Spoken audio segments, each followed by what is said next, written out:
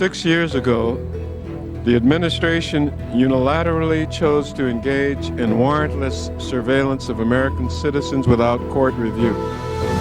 All right, here's that cell phone story you've been waiting for. Cell phone users beware, Big Brother may be listening. The Federal Bureau of Investigation can now hear everything you say, even when the cell phone is turned off. After September the 11th, our government assumed new responsibilities to strengthen security at home. This is no reason to hand Big Brother the keys to unlock our email diaries, open our ATM records, and read our medical records or translate our international communications. The question is, under what protections of American liberty will we conduct the necessary surveillance and the necessary spying? We've passed a new anti-terrorism law. We have violated the civil liberties of all the American people. I, George Walker Bush, do solemnly swear. Do solemnly swear. That I will faithfully execute. That I will faithfully execute the office of President of the United States. And will to the best of my ability. And will to the best of my ability. Preserve, protect, and defend. Preserve, protect, and defend. The Constitution of the United States. The Constitution of the United States. So help me God. So help me God. Congratulations.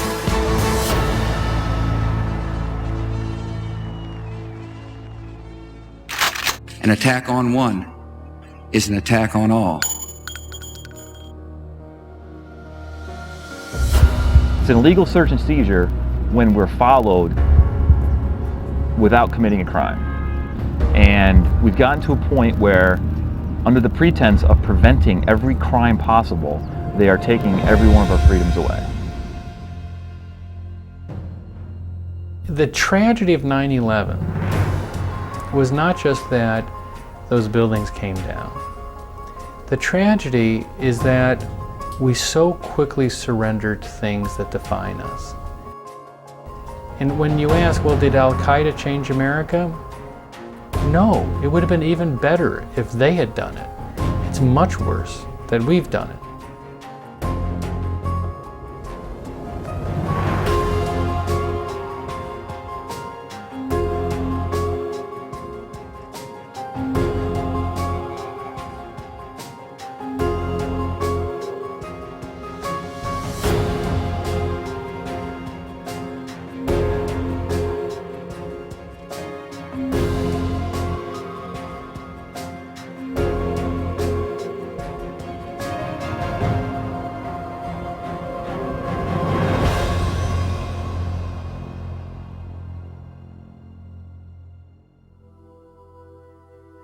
In the aftermath of 9/11, the administration scrambled to try and assert all resources possible to try and find out who was trying to kill us.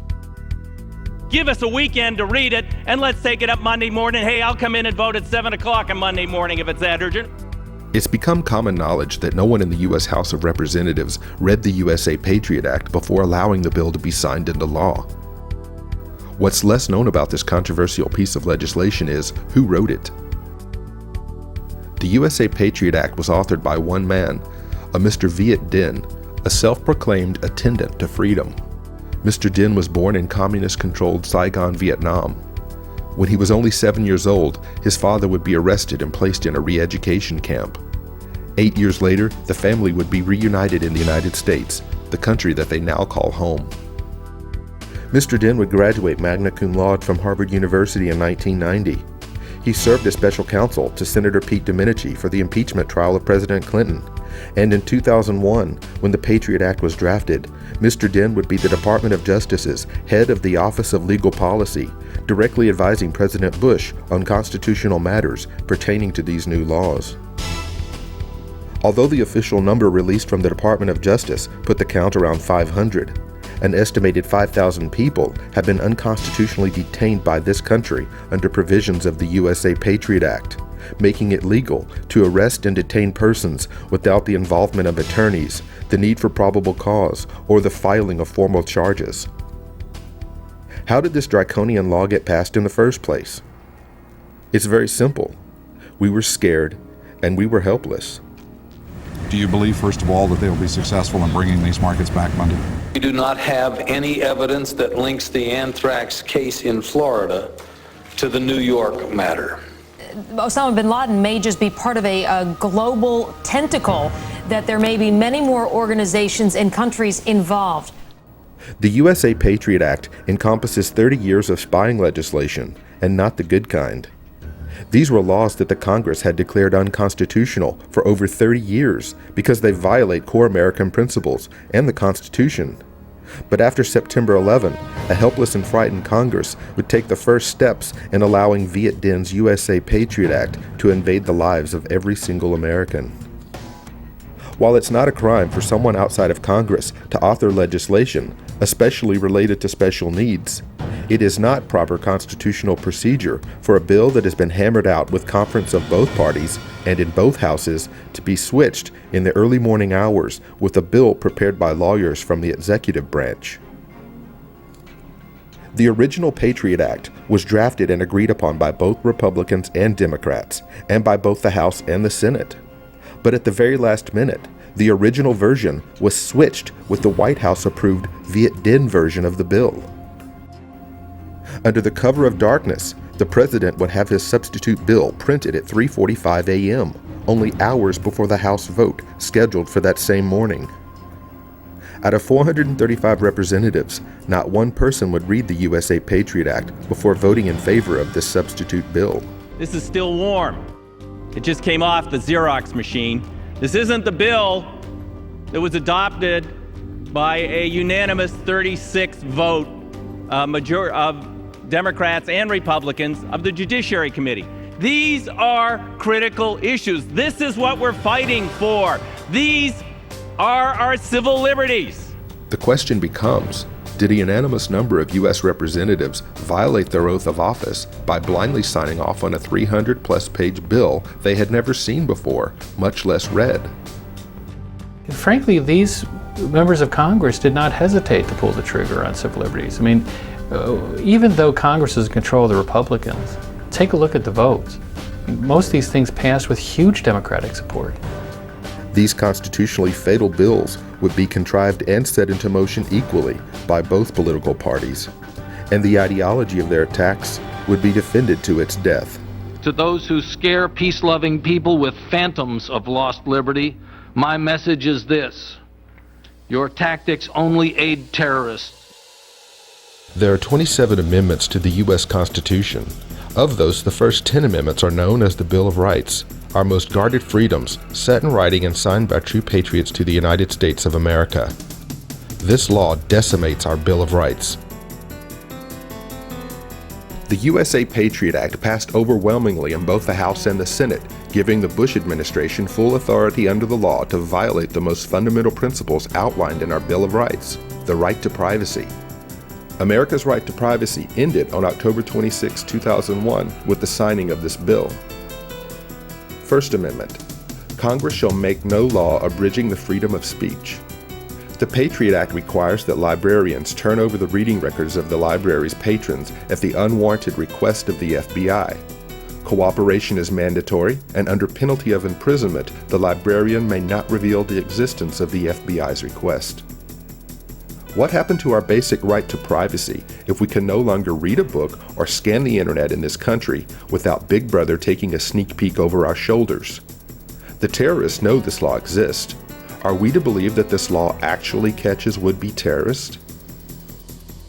One of the things I think is most concerning there is when the person gets no notification. So you're investigating me, is people are learning things, they think they're learning things about me, I have no recourse.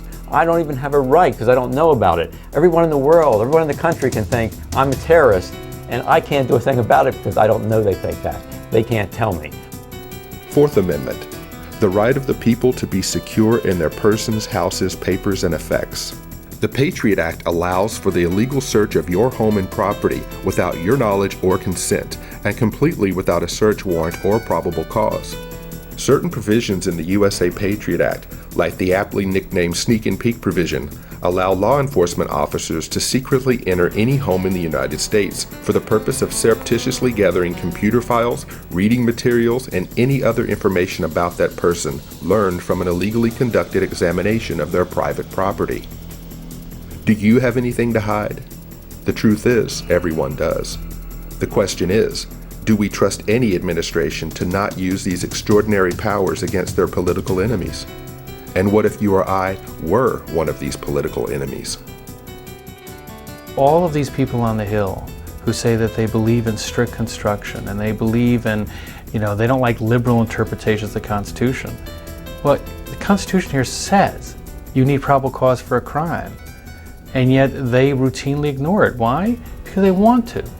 And they think that everyone that's under FISA probably aren't very good people anyway.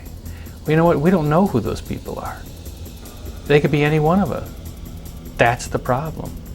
You can have an insertion team go into your house and they can scrub your computer and they can put devices on your keyboard and be out within 15 minutes.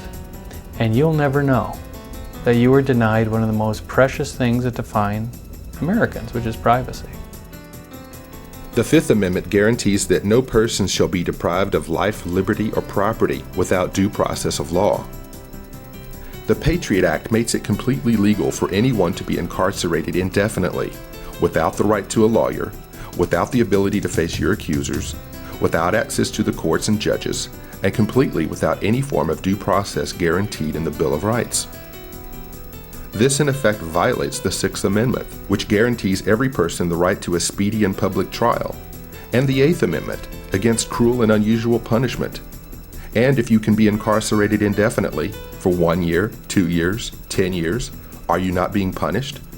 Have we not also lost our 13th Amendment, which guarantees that no one shall be punished without being properly convicted first? This is Mustafa, a 23-year-old student at the University of California, Los Angeles.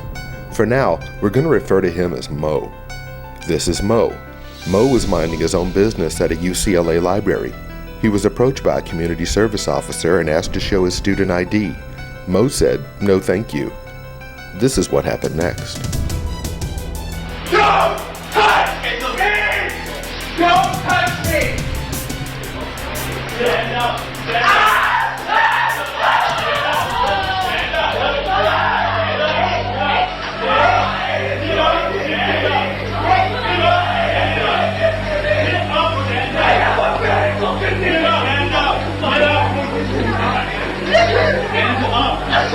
Here's your Patriot Act! Here's your fucking abuse of power! Stop fighting us! I'm not fighting you! I said I would leave!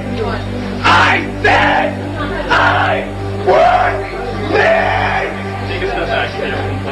Yeah, I want their badge numbers. Yeah, he's gonna get your badge number. I like their badge numbers. I got tased for no reason. I was leaving this godforsaken place. You stopped me. You're abusing your power. You've just witnessed someone being tortured and incarcerated for refusing to show their papers to the authorities. Is this the society that we've created? A show me your papers mentality, which seems can quickly escalate into government-sanctioned torture for non-compliance to an officer's unnecessary and unwarranted request. Is it possible that the atmosphere which has been created by the USA Patriot Act has worked to embolden police officers to engage in activities that, under ordinary circumstances, would not be tolerated in the United States of America? Again, the question is asked, what happened to our basic right to privacy? Answering that question and recognizing their loss of civil liberties under the USA Patriot Act, government leaders in states, townships, and cities across the United States have begun to systematically enact local legislation that prevents the enforcement of the USA Patriot Act in those localized communities. As the year 2007 closed to an end, there were 412 city, county, and state resolutions which had passed anti-Patriot Act legislation, with another 277 resolutions in the works. Maine was the first state to pass legislation against the USA Patriot Act, followed by 7 other states: Alaska, California, Colorado, Hawaii, Idaho, Montana, Vermont, and ironically, the District of Columbia. Founded in November 2001, the Bill of Rights Defense Committee helps hundreds of communities across the country participate in an ongoing national debate about civil liberties. Their mission is to promote, organize, and support national grassroots movements to restore and protect civil rights and liberties guaranteed by the Bill of Rights. The Bill of Rights Defense Committee believes that every person under U.S. jurisdiction is entitled to Bill of Rights protections. Okay, pay attention. Everyone listening to the sound of my voice, go to bordc.org. Find your state. Find your city. Contact the person in charge of Patriot Act legislation in your area and ask them how you can help. Every single person in this country must make their voice heard loud and clear. We will not tolerate laws that violate core American principles. The USA Patriot Act must go. Our fellow citizens have a better understanding of the importance of the Patriot Act and why it needs to be renewed and expanded. The importance of the Patriot Act when it comes to defending America, our liberties, and at the same time that it still protects our liberties under the Constitution.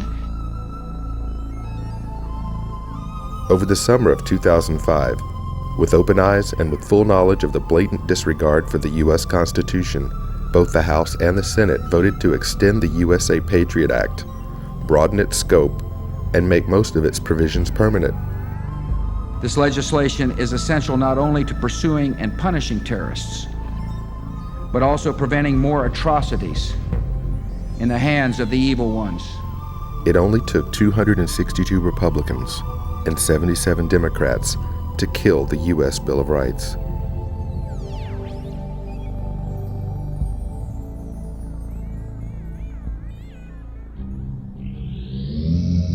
Watching our special storm alert coverage of Hurricane Katrina. This morning I spoke with Senator Circulation as we bring on emergency management teams, not only at the federal level but at the state level, about the Hurricane Katrina.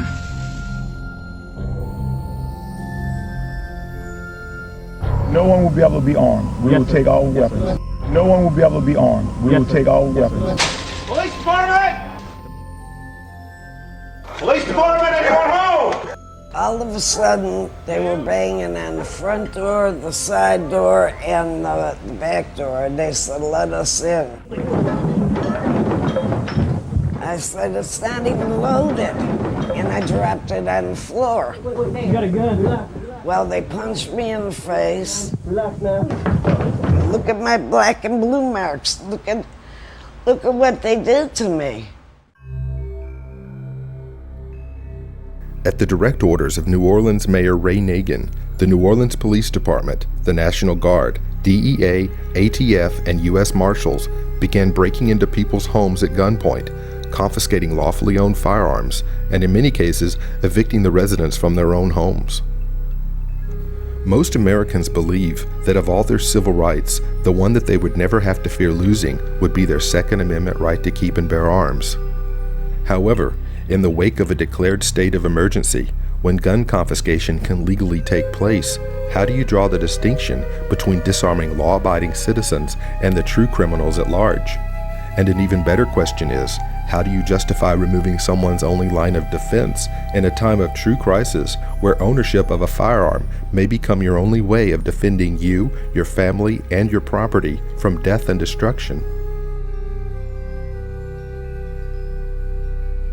Over 10,000 people chose to remain in New Orleans after Hurricane Katrina struck. Their choice to stay was due primarily to the fact that large sections of the city were never completely flooded or never flooded at all. Not to mention that many of these people were born in Louisiana. These were their family homes. People with food, water, and the ability to sustain themselves chose to remain in their homes until the crisis had subsided. But for those people, the real crisis would come from their own government. And if you think that these violations of civil liberties in the United States were illegal, think again.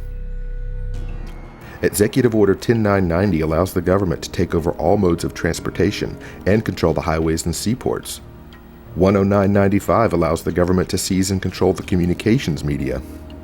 10997 allows the government to take over all electrical power, gas, petroleum, fuels, and minerals. 10998 allows the government to seize all means of transportation, including personal cars, trucks, or vehicles of any kind. 10999 allows the government to take over all food resources and farms. Executive Order 11,000 allows the government to mobilize civilians into work brigades under government supervision. 11,001 allows the government to take over all health, education, and welfare functions.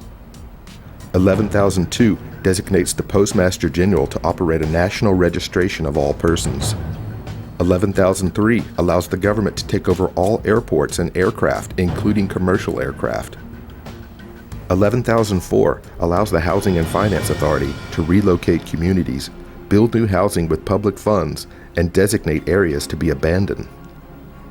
11,005 allows the government to take over railroads, inland waterways, and public storage facilities.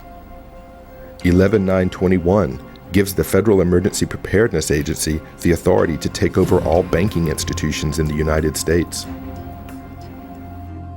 As we've just seen, there are laws on the books that make it perfectly legal for the United States government to suspend citizens' rights.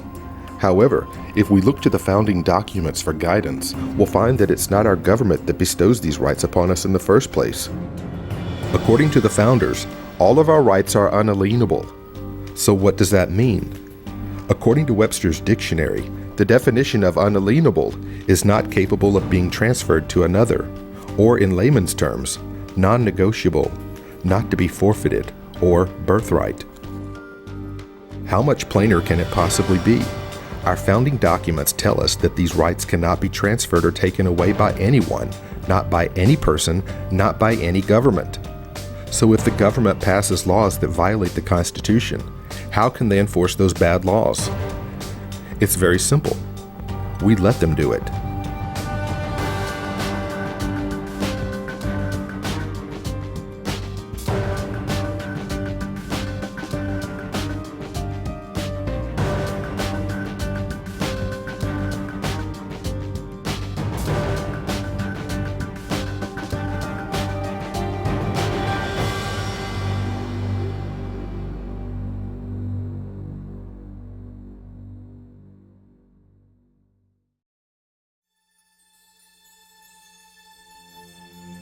Gun confiscation wasn't the only violation of civil liberties inflicted upon the residents of New Orleans in the wake of Hurricane Katrina.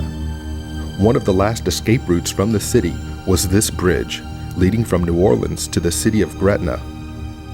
Hundreds, if not thousands of displaced residents were instructed by National Guard forces to cross this bridge where buses were waiting to take them to safety. But Gretna Police Chief Arthur S. Lawson Jr. had other plans for escaping victims. Shoot at them. Yes, you heard correctly.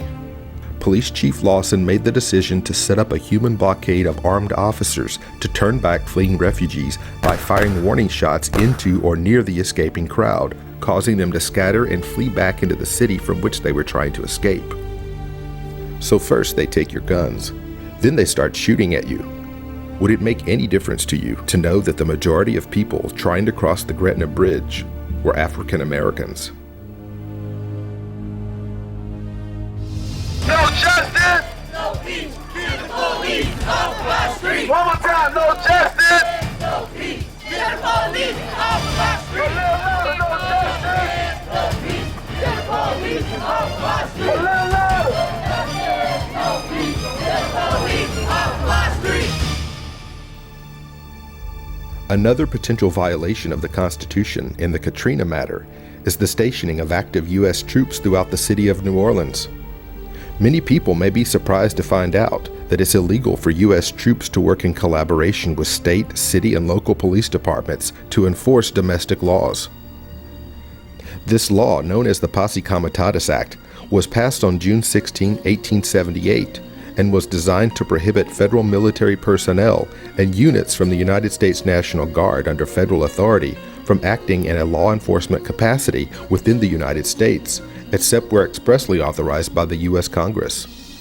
But that didn't stop President Bush from passing the John Warner National Defense Authorization Act for fiscal year 2007. Slipped in at the last minute, this piece of legislation kills posse comitatus in the United States. Are you ready to see military tanks and troops on street corners of American cities? The law also facilitates militarized police roundups and detention of protesters. It also permits for the detention of so-called illegal aliens, potential terrorists, and other undesirables in facilities already contracted for and under construction by Halliburton.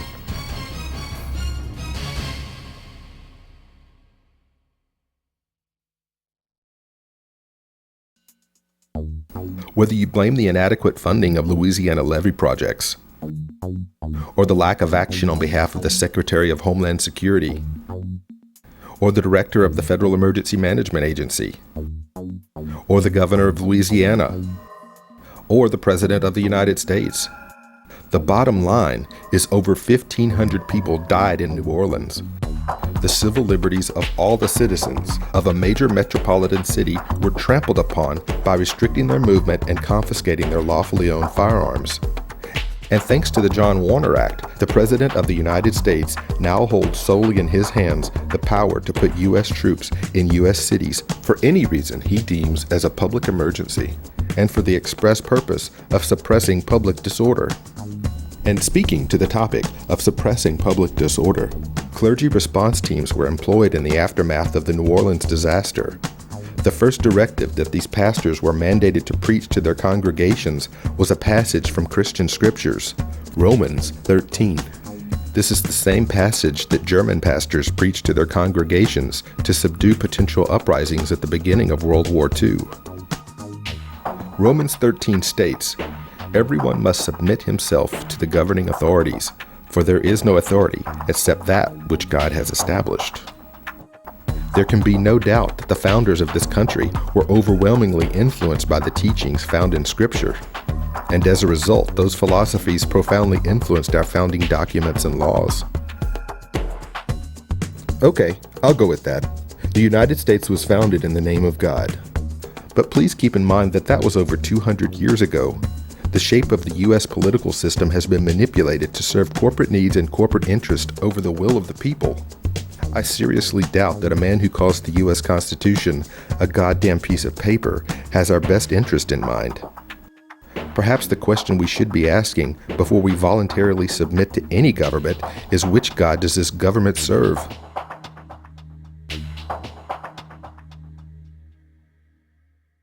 The right to bear arms, to believe your religion or to not believe any religion at all, to say what you want, these rights get people fired up, no matter what side of the debate they're on.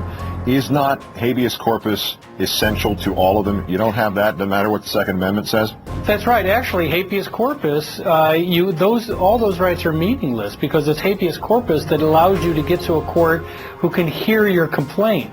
Step by step by step. You start off with little steps. Each thing that happens, you start to accept more and more. And if you look at history and you look at other countries, you see that. If you start off with Adolf Hitler, he didn't announce, you don't have any rights today. It was, you have rights, but then there was a little erosion, a little more, a little more. Once a right has been eroded, it makes it easier to go to the second and third step. And that's why I think it's important from the very beginning to resist it.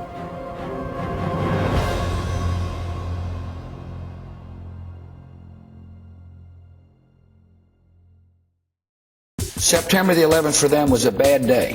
For us, it was a change of attitude. The Military Commissions Act of 2006 is one of the most important pieces of legislation in the war on terror. Habeas corpus, it is the last line of defense against arbitrary executive power. The framers created a system where we did not have to rely on the good graces or good mood of the president. The Military Commissions Act. It would perpetuate the indefinite detention of hundreds of individuals against whom the government has brought no charges and present no evidence without any recourse to justice whatsoever. It does violence to the Constitution. What the Congress did and what the president signed today essentially revokes over 200 years of American principles and values. Does this mean that under this law, ultimately the only thing keeping you, I, or the viewer out of Gitmo is the sanity and honesty of the President of the United States? It does. The Congress just gave the president despotic powers. And you could hear the yawn across the country as people turn to, Dancing with the Stars. I mean, it's otherworldly. The bill I signed today helps secure this country. This can go on indefinitely, and it's a self-proclaimed emergency. It's a self-proclaimed emergency. The point here is you've heard it repeatedly from administration officials that we cannot predict how long it will go. On October 17, 2006, President Bush signed into law the Military Commissions Act of 2006. By doing so, our representatives in Washington have committed the most shocking and openly malevolent act of giving the President of the United States true dictatorial ruling powers, and by stripping Americans of their constitutionally guaranteed right of habeas corpus. All that is necessary for someone to go to prison without any recourse to justice whatsoever is for the President of the United States to declare that person an enemy combatant. The President can label that person as either a legal enemy combatant or an illegal enemy combatant, assigning titles to Americans that presuppose their guilt and by default deny those people their basic right to habeas corpus.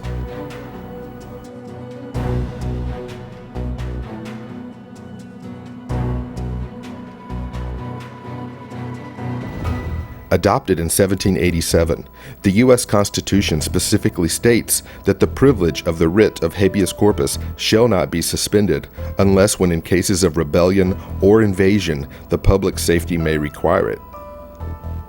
So what is habeas corpus? Habeas corpus is actually Latin for "you have the body." Also known as the Great Writ, habeas corpus is a petition filed with the court by a person who objects to his own or another person's detention or imprisonment. But it's more than that.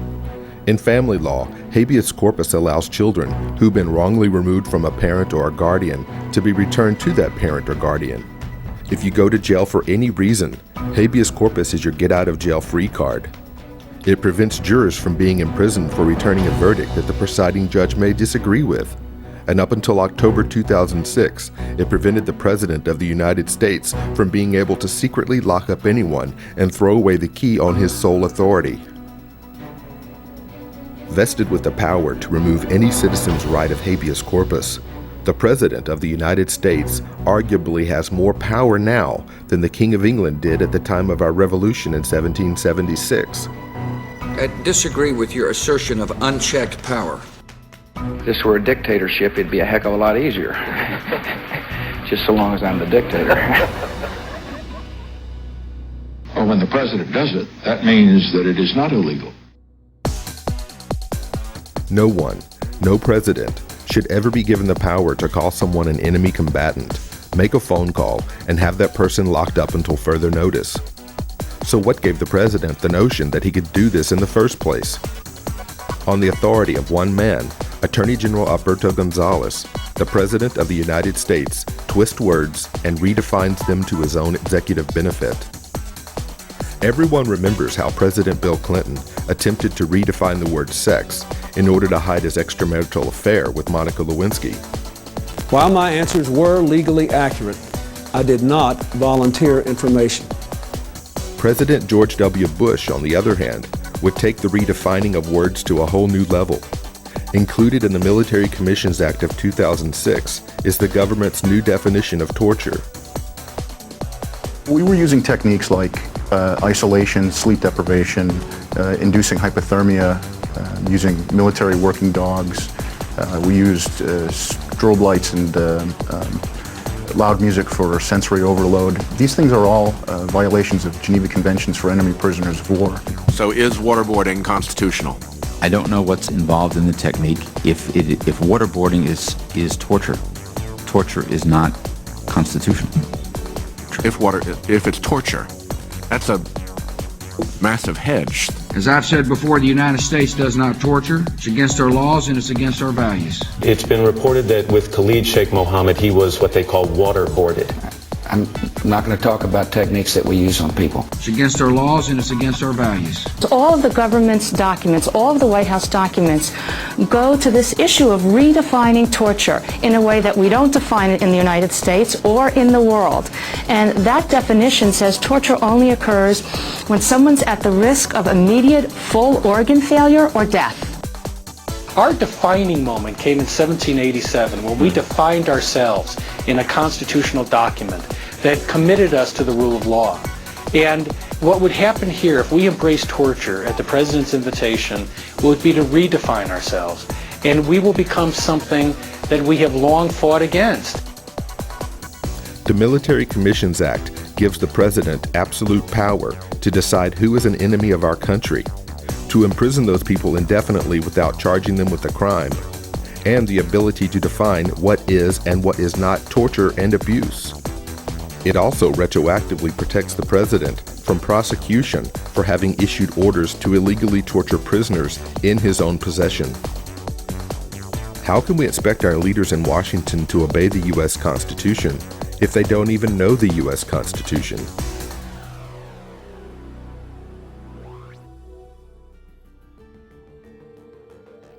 On January 8, 2007, during a Senate Judiciary Committee hearing, Attorney General Alberto Gonzales, when questioned by Senator Arlen Specter, made this self-revealing comment about the U.S. Constitution. The fact that the Constitution, again, there's no express grant of habeas in the Constitution. There's a prohibition against taking it away. But it's never been the case. I'm not aware of a Supreme... Now, wait a minute. The Constitution says you can't take it away, except in case of rebellion or invasion. Doesn't that mean you have the right of habeas corpus unless there's an invasion or rebellion? I meant by that comment, the Constitution doesn't say every individual in the United States or every citizen is hereby granted or assured the right to habeas. It doesn't say that. It simply says the right of habeas corpus shall not be suspended except by... You may be treading on your interdiction and violating common sense.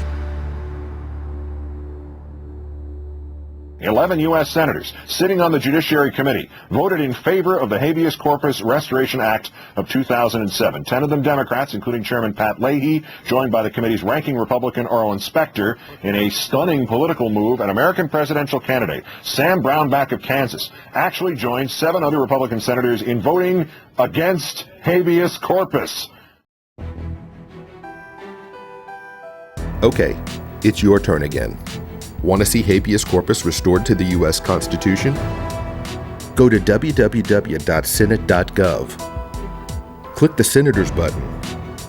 Find your state, and presto, you're on your way to contacting your senator. Make sure to tell them, if they vote down habeas corpus, they're fired.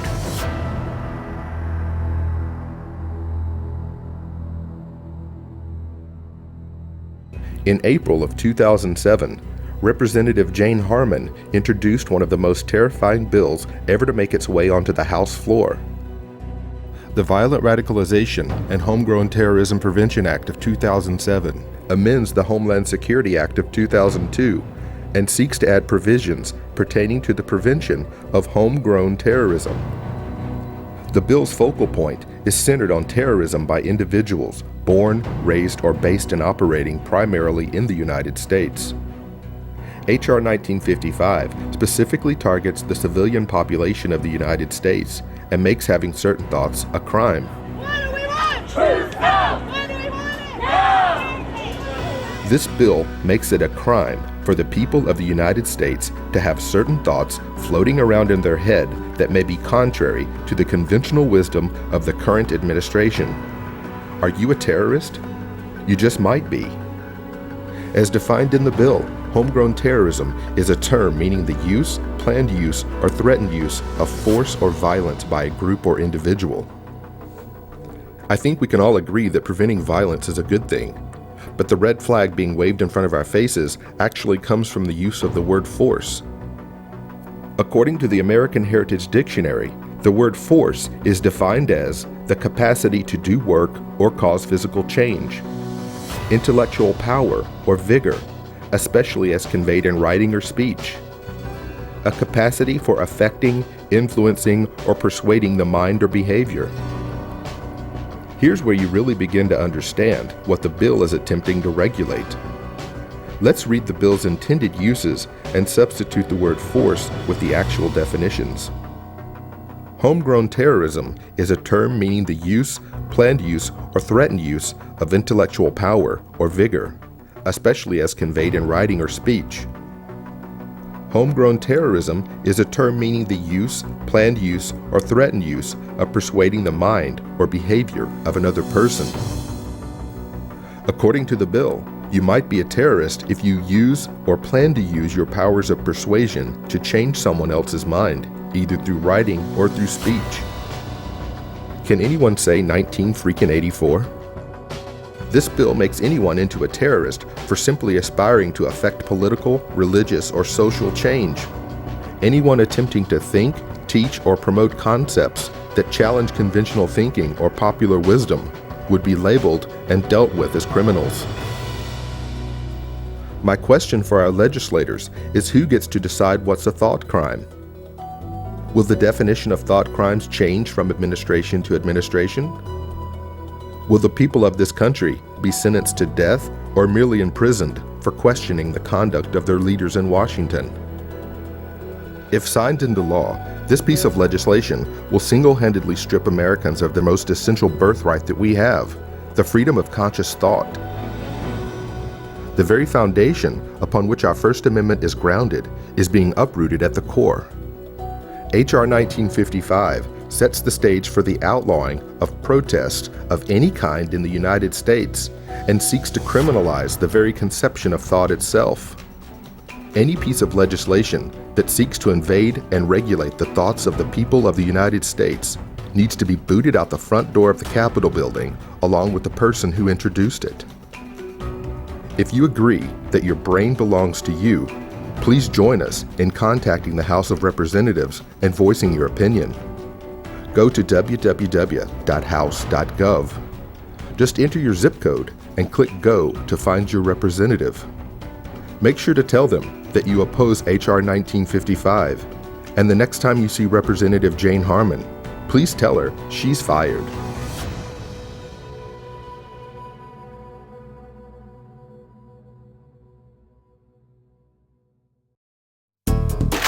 We're not mining or trolling through the personal lives of millions of innocent Americans. With great power comes great responsibility. In Chicago, on July 21, 1944, Missouri Senator Harry Truman was tapped on the floor of the Democratic National Convention to join FDR as vice presidential running mate. 3.5 years into World War II, the duo was elected. After only 3 meetings with President Roosevelt, Truman was sworn in as president on April 12, 1945, following FDR's death. The independent Missouri native had virtually no foreign intelligence experience and had not even been briefed on the government's Manhattan Project, the creation of the atomic bomb. Within weeks, however, the gentleman farmer, Truman, had his finger on the proverbial button, launching the first nuclear attack in history. As the atomic presidency unfolded, Truman utilized supreme control over a nation's power structure when he oversaw the creation of the United Nations, the CIA, the National Security Council, and eventually what would become the National Security Agency. The NSA, or no such agency, was totally secret when Truman signed the order in 1952. The NSA has since grown to be the premier super snooping intelligence agency in the world. The agency does not engage in wiretapping, so to speak, where you think of one person listening to a specific phone conversation. Au contraire, the NSA collects signals intelligence, or SIGINT. Basically, the NSA intercepts entire streams of electronic communications containing millions of phone calls, electronic communications, and emails, then runs all of the intercepts through very powerful computers and past very intelligent data analyzers. The NSA is one of the most secret and most secretive assets in the United States intelligence community. Housed at Fort Meade, Maryland, inside the Beltway, just minutes from Washington, D.C., is the NSA's Crypto City, which houses the nation's largest collection of the most powerful computers, the top tier of computer scientists, advanced mathematicians, and the best language experts in the world. This massive complex has unimaginable capabilities, literally vacuuming up millions of calls, compiling databases and phone calls and internet traffic. This spy agency was created by Truman in 1952 to gather foreign intelligence, but by the summer of love, they had acknowledged spying on domestic citizens, including civil rights leaders and peace activists. The NSA shared the information with its consumers, the FBI, the CIA, the Secret Service, and by 1969 saw Nixon use the Minaret program to produce a domestic watch list of 600 known and evidenced American citizens whose communications were monitored. The Bureau of Narcotics and Dangerous Drugs and the Office of the Narcotics Coordinator, predecessor of the DEA, received NSA intercepts, which included New York City's Grand Central Station's payphones. After Watergate and growing concerns of illegal executive spying on citizens, the Pike and Church committees in Congress attempted to reel in spying on Americans.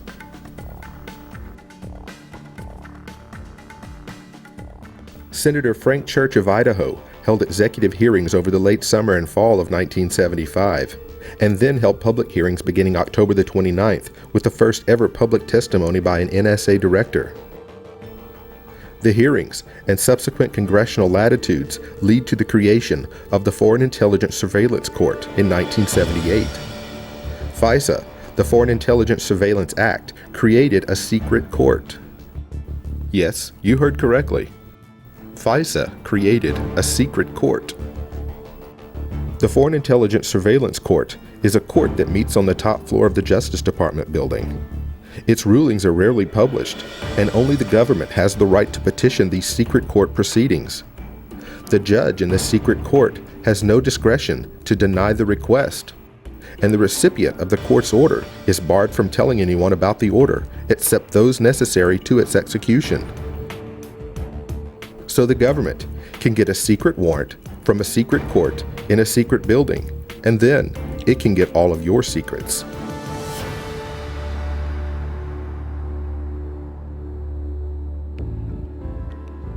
Although the information is entirely secret, intelligence experts put the NSA on par with a Fortune 500 company.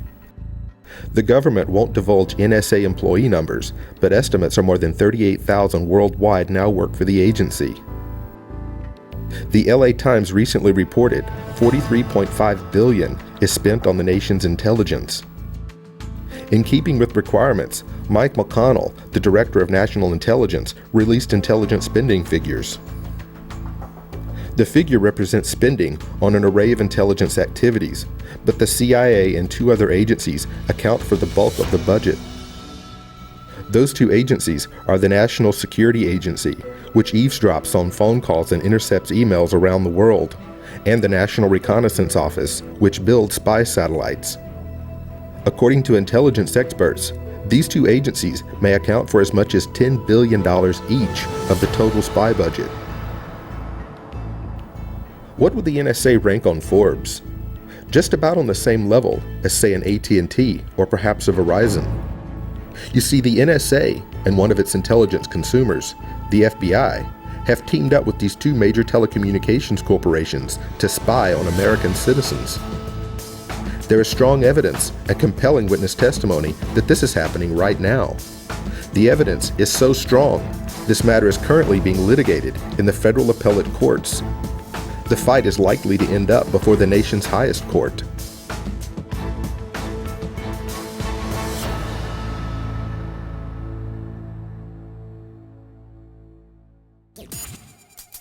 I'm not going to comment on the article that appeared in USA Today yesterday. Let me say once again, though, that everything that the agency has done has been lawful, that the only purpose of the agency's activities is to preserve the security and the liberty of the American people. The President has authorized a much more narrow program. Not under the program in which I'm testifying, that's right. So it's beyond the bound of the program which I'm testifying about today. This very important program, the current program, this program, the program, programs, monitor the program. This programs on this particular program. I've reauthorized this program more than 30 times since September the 11th attacks. Following the attacks of September the 11th, the president issued countless proclamations, executive orders, and signing statements claiming powers never before imagined. Just how many programs does the president have? The New York Times reported in December 2005 that President Bush had authorized domestic spying and had bypassed the secret Foreign Intelligence Surveillance Court. As if it's not bad enough that the Chief Executive Officer of the United States is blatantly authorizing the violation of the civil liberties of its citizens, it took 3 years for this information to become news. Upon request of the executive branch, the New York Times withheld publication of the story. These events are reported to have occurred with the signing in 2002 of an alleged top-secret executive order authorizing the program. Again, which program? With this war on terror, the president has claimed the status of a maximum leader of sorts. It happens with all such declarations. Once you declare a war, the president then possesses superpowers. We've seen this countless times. The war on poverty saw President Johnson have legislative support to pass Great Society programs, and Reagan to the present administration have been able to capitalize the war on drugs to exact billions of taxpayer dollars with questionable at best results. What the results are is a war on freedoms. Even in today's times, we see constitutional guarantees of privacy being attacked by our very own government. We're not mining or trolling through the personal lives of millions of innocent Americans. The privacy of ordinary Americans is fiercely protected in all our activities.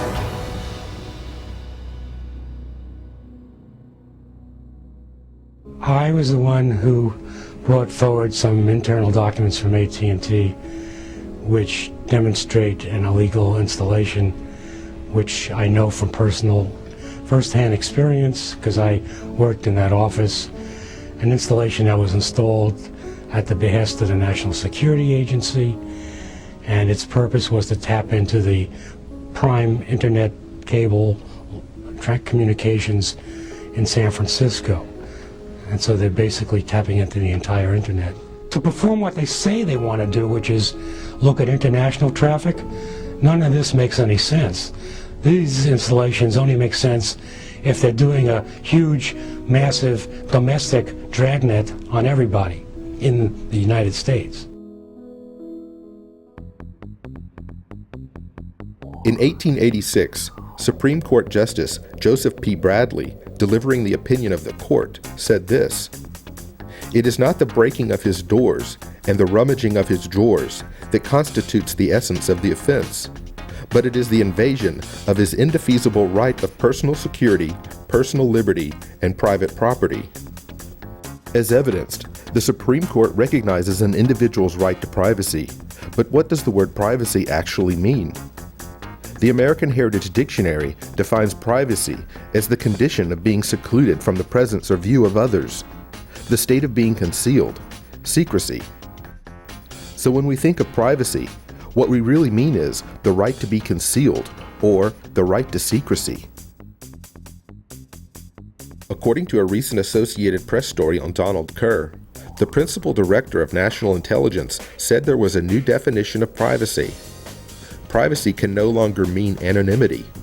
It should mean that government and businesses properly safeguard people's private communications and financial information. So if privacy can no longer mean anonymity, maybe we need to take a closer look at the meaning of the word anonymity. According to the American Heritage Dictionary, anonymity means the quality or state of being unknown or unacknowledged. Okay, let's put all of those words together. The term right to privacy really means the birthright of being concealed. Concealed from, yes, you guessed it, concealed from our federal government. But that's exactly what the principal director of national intelligence is asking the American people to throw away. We're being told that we must abandon our supreme right of being concealed and unmonitored by our government.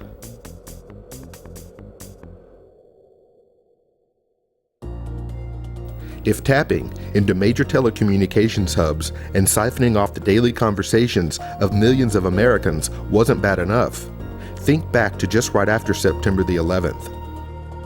The president asked for these extraordinary spying powers in order to prevent future attacks on the homeland. But what we didn't know then is that the Bush administration had already begun spying on Americans 7 months prior to the September 11th attacks.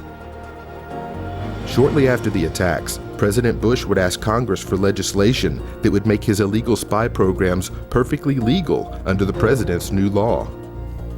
Remember, the USA Patriot Act was switched at the last minute with the president's personally approved and thoroughly unconstitutional version of the bill. So the president authorized the NSA to data mine the daily communications of every person in the United States at least 7 months before the 9/11 terror attacks took place. First, our intelligence activities strictly target Al-Qaeda and their known affiliates. As advertised by the Bush administration, if these new spying powers that were intended to stop terrorist attacks in the United States were already in full operation prior to September 11, 2001, then why didn't these methods stop those attacks? Is it possible that someone within the Bush administration could have prevented the attacks? And if so, why didn't they stop them from occurring? Is it even remotely conceivable that 9/11 could have been allowed to happen as a way to ensure that laws were enacted to protect illegal activities that were already set into motion months earlier by the Bush administration?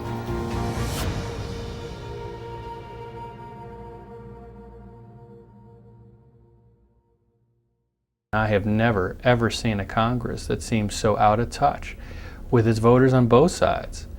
They are now routinely ignoring the views of who they represent, and that includes Republicans. They've convinced Republicans and Democrats that they have literally no choice but to vote for their party. Whether they feel betrayed or not, they constantly say, who are you going to vote for? A Republican? Or are you going to vote for a Democrat? And so we find ourselves in the sort of throes of this red state, blue state paradigm, and there's no escape. And that's the reason there's this disconnect, because they have a monopoly over the political system. Why should we fire Congress? Because they use the Constitution of the United States as a scrap of paper. They swear an oath to follow it, and then they reject it. That was their employment document. They haven't followed it. Congressmen, senators, you're fired. Washington, you're fired! Washington, you're fired. Washington, D.C., you're fired. I work with Republicans and Democrats to get things done. If I was asked to sit down with the president, vice president, their staff, Congress, and the Senate, and why would I give them their walking papers? It would basically be this: they are not serving the interests of the people at large anymore.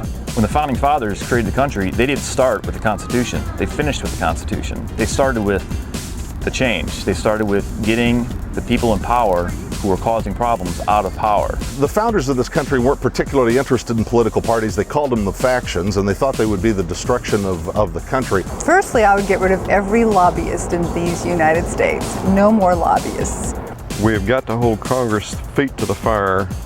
They are the only government entity authorized to declare war on another nation. I don't know why we're there. I think it's a lie. It has nothing to do with 9/11. I think our government needs one big enema from the top to the bottom. A lot of people in this country are under the false impression that we have two political parties. Well, there is very little difference between the Democrats and Republicans. These Democrats that were elected last night are conservative Democrats. Republican impersonations. What's an Arnold Republican? Well, it's basically being fiscally conservative, being socially moderate, and being environmentally progressive. I've been telling you that I believe people cast their vote for something, not against it. Evangelical Christians turned out in droves driven in part by a desire to support a flurry of constitutional amendments banning same-sex marriage. Healthcare, border security, national security, and the economy, on the war in Iraq, abortion. I see Democrats attacking Republicans for their weird sex life. You know, ultimately, Tucker, I don't think it ends up changing any votes. Sectarian violence. Democrats are divided. The withdrawal of American forces from Iraq. A precipitous withdrawal would be injurious to the United States. I think most people agree with that. The one thing that's not credible, as the National Review pointed out, is stay the course. It's true that Republican leadership put our country in this mess. But let's not forget that both Republicans and Democrats signed their names to bills that killed the U.S. Constitution. Both parties have jointly put our Bill of Rights in jeopardy, and now they want your vote. You've probably heard it said that voters don't go to the polls to vote against something, they go there to vote for something. So what are you going there to vote for? Abortion, gas prices, gay marriage, Social Security, taxes, healthcare, immigration? Well, guess what? The people of this country have a decision to make, and let me just lay it out for you. We no longer have the luxury of bringing our social issues with us into the voting booths. Whether you're a man or a woman, gay or straight, conservative, liberal, or otherwise, from this point forward, when you go to the ballot box to cast your vote, you'll either be voting for freedom or against it. It's that simple. Our social issues in this country have been completely overshadowed by an increasingly tyrannical ideology growing from within our own political system. This infection began with the Republicans, but our problem stems from the fact that it didn't end with our Democrats. If we hope to rescue our republic, all of our attention, all of our efforts must be concentrated on repairing the damage done to our Constitution over the past decade. If you can find a Democrat or a Republican who can do that, then by all means, I encourage you to vote for them. Americans have been led to believe that they only have two choices: to vote for a Republican or to vote for a Democrat.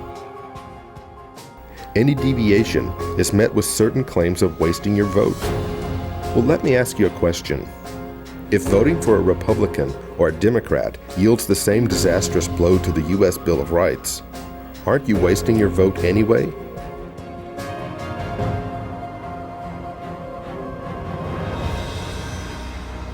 We need leaders who will observe the rule of law and leave all of the interpretations to the judiciary branch of our government. This country needs men and women who will put the rights of the sovereign people over the privileges of corporations and power grabs by presidents. We must have political candidates who will stand before the American people and pledge that they will go to Washington and fight for the restoration of our civil liberties. And then we need them to go to Washington and with the utmost conviction make their promises a reality. When the citizens of this country finally wake up and realize the constitutional crisis that we are in, then and only then will we see men and women of true character and true honor racing to meet the test of history. Our only criteria for these offices of public servants is that they uphold their oath to support and defend the Constitution of the United States. Is that truly so difficult?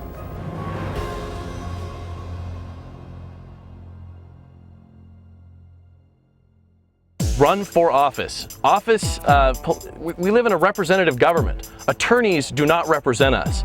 Big businessmen do not represent the people. The people represent the people. Construction workers represent the people. Small businesses, mom and pop stores, those represent the people. If you don't think you're qualified, are you one of the people? If you're the people, you can represent the people. Our elected officials are not representative of us. I don't want to see elected officials in suits and ties who know somebody who can get them tickets to the Redskins game. I want an elected official who is my neighbor. I want people in government who are making decisions as a job, in addition to the fact that they're a citizen in their neighborhood. They volunteer in their communities. They are they're friends and family. That's who you should be electing to Congress, not professional politicians. I also volunteer for Ed Perlmutter, who is running for Congress from my district. And part of the reason I'm working for him is because when the elections were coming up, I knew I wanted to get involved politically. I don't see the future establishment of common sense in this country being the result of the creation of a third party or any of the existing parties. I think really, and rather, that the solution has to be people separating themselves from their blind loyalty to their party and beginning to be more responsive to their own conscience as individuals, rather than what's good for the party, what's good for the tribe, what's good for the race, becoming answerable to what is true, what is right, and what is just. 70% of this population is opposed to the war in Iraq, and at the same time, we've got someone who's literally declared himself a dictator. He said, "I am the decider," which isn't necessarily a word, but it's a position. Americans are refusing to give terrorists the power. What are we going to do in order to bring back the Constitution of the United States? There are some very good historical figures that have told us what to do. The main one is Samuel Adams, and that is that it does not take a majority to prevail, but an irate, vocal minority intent upon setting brush fires in the minds of men. If we can do this, we can take back our Constitution. Everybody has to come to Washington and visit the Congress people. They will listen if we come in numbers. I don't support a revolution, but I do support the idea of civilians, especially in D.C., where they don't even have a representative in Congress, marching into Washington and occupying the Capitol. I mean, and just taking back, literally taking back, the Capitol. We need to get out on the streets and by the millions. And we need to have more than just a camp democracy or a million-person march. We need a multi-million-person march like we're seeing in some of the other countries where the people come out by the hundreds of thousands day after day after day after day. The findings of the International Commission of Inquiry on Crimes Against Humanity committed by the Bush administration of the United States. How dare we torture and murder? How dare we have secret prisons? How dare we hold people indefinitely? How dare we do these acts in the name of freedom? It doesn't do any good for you to stand up there unless the cameras see you. Because if they don't, you're just a little voice in the back of the room. And what you want is C-SPAN or any of the other cameras to get you on that camera. And then you've got to have a 15-second blurb of what you want to tell on behalf of the people of America that you're telling to that Senate committee or that House committee. You'll have about 15 seconds before one of the police officers in the room comes over to you, and actually they don't run. They give protesters plenty of time because it's almost like they want to hear what you have to say. And sometimes you run out of things to say. The first time I did it, it was like, oh God, where's the policeman? I need him now because I've run out of things to say. Everyone must come to Washington. And whatever you do, don't run out of things to say. Washington, you're fired! The Democrats took back the House in 2006. We have taken impeachment off the table. Americans were expecting a change in Washington, but they didn't get one. And now it's time to demand change. You can do that. We can do that. Whatever your cause, whatever your issues may be, there is a place for you in our political system. I'm going to say this very slowly. Run for office.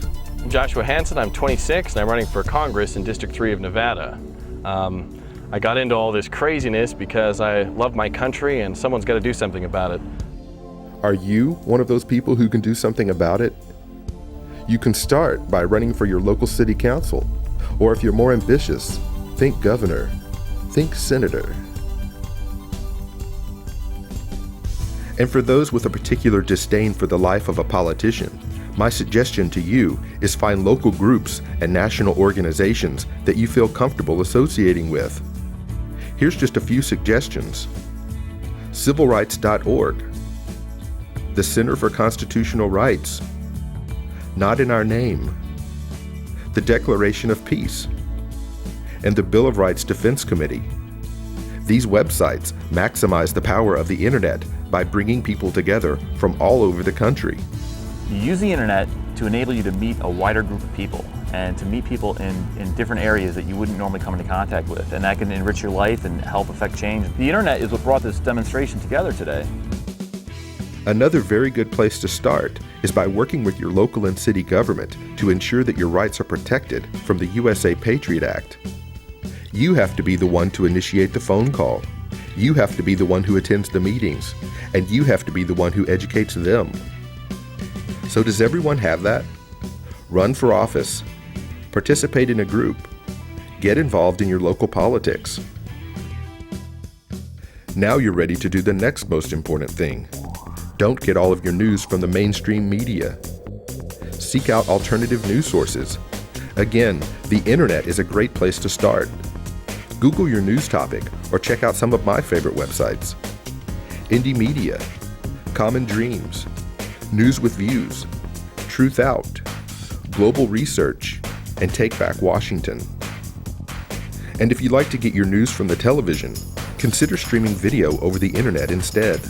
You can start with Out There TV. And for those who prefer streaming internet radio, please consider Maria Heller or Charles Goyette.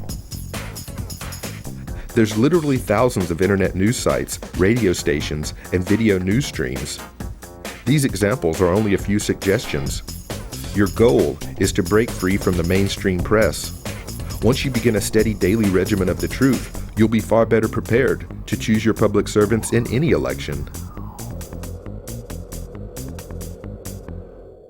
Recycle the criminals over and over and over again, passing the same laws that are detrimental to the American people and the American way of life. In my opinion, they should all be tried for treason. They should all be sitting in prison somewhere.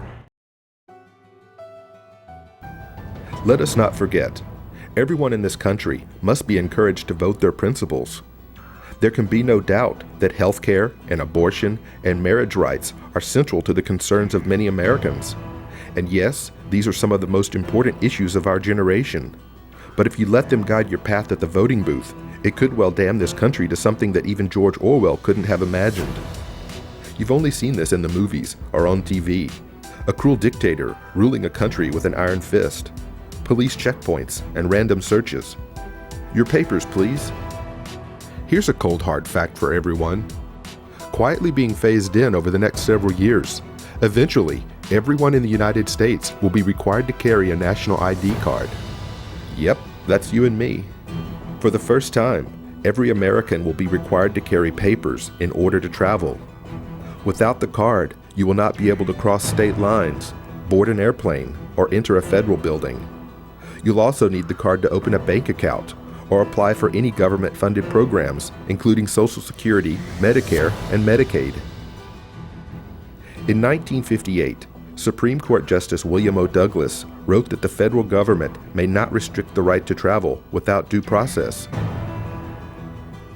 The right to travel is a part of the liberty of which a citizen cannot be deprived without due process of law under the Fifth Amendment. But here we go again with another piece of legislation that is in absolute conflict with the Privileges and Immunities Clause of the United States Constitution. So now, you won't be able to travel in the United States unless you're willing to submit to police checkpoints and armed guards. Couple those Orwellian facts with all of the other constitutionally fatal bills that we've just discussed, and people, we're living in a freaking police state.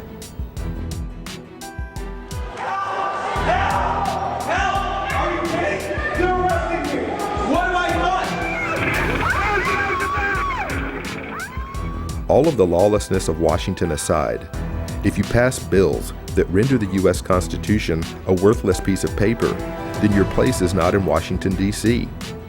We need leaders who will uphold their solemn oath to defend the Constitution from all enemies, foreign and especially domestic.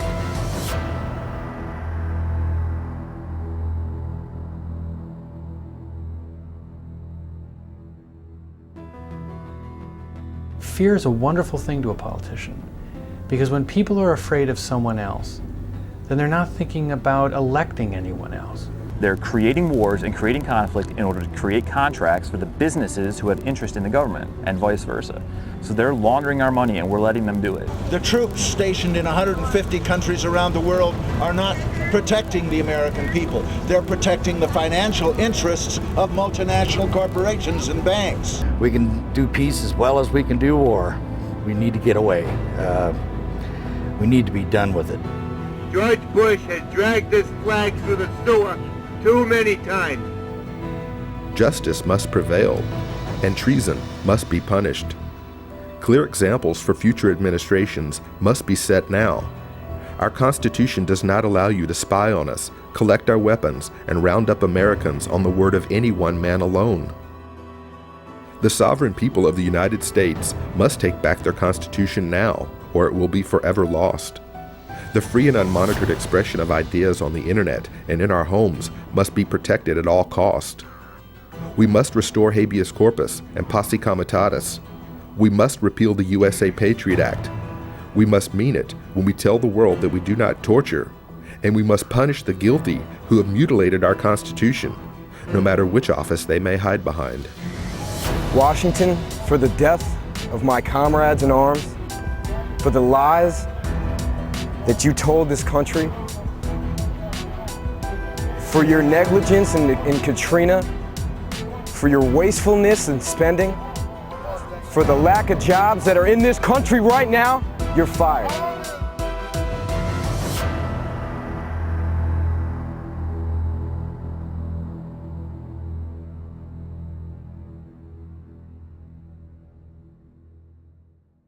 Too many people in America fear their government, and the government is being run by too many powerful agencies like the IRS and others. I think it's time the people take the country back through their representative government.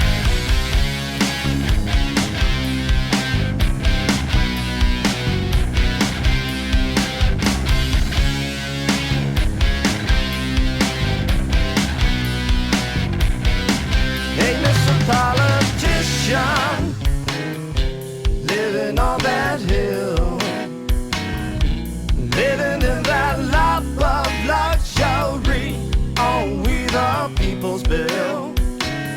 Don't have a clue how the other half lives, and that is a shame. It's time to stop the tyranny. You keep pushing through your bills.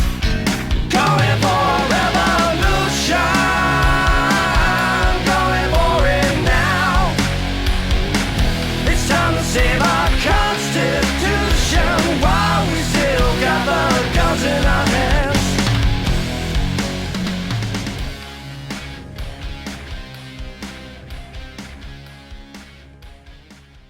You want to talk about war crimes? This guy knows all about war crimes.